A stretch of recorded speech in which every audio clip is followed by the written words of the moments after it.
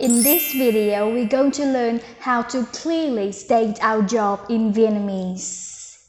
When you meet up with a Vietnamese and you're asked whether you are on holiday or you're working, the question in Vietnamese would be anh, chị đến đây du lịch hay làm việc?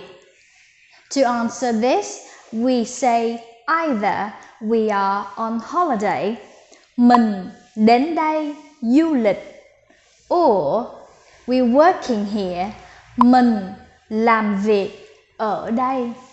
If we're here for work, then the follow-up question would be what's your job?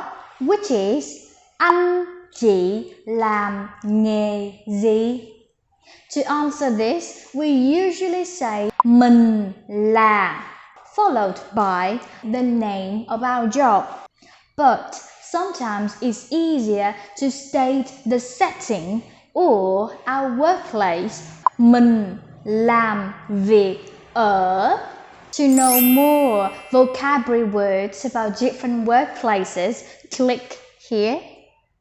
At times though, particularly when we are with our family or our loved ones, and we would like to enjoy our family's company, it's perfectly fine to say so over here.